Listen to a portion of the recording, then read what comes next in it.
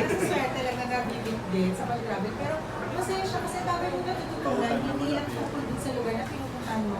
Kundi yung sa mga kasama mo. Ang hindi niya din kung tayo po nag-travel, get to know the person that you are with more. Pati, kunyari, barkada kayo, natututunan mo yung ugali ng mga kasama mo. Special someone. Oo, or special someone, or barkada. Nakikilala mo silang mabuti. Plus natututo kang, alam mo yun, magtipid, natututo kang financially, diba?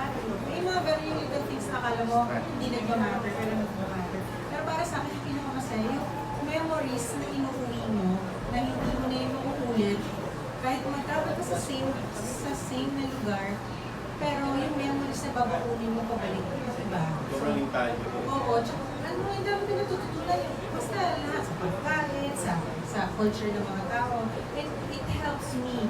Isipin ko parang mababaw naman yun lang. Pero nababaw naman yun eh, sa pagtaglawa. Parang ano yung sabi sa lugar, ganito, ganda sa mga tao eh. So learnings yun, kahit ano sabihin mo, kung paano na matututo tayo at the end of the day.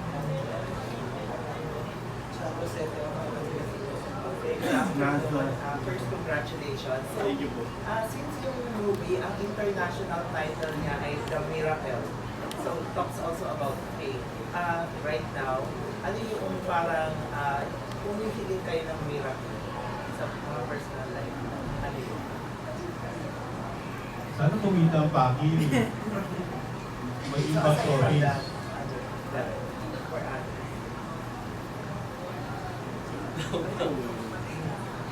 Ako po ito.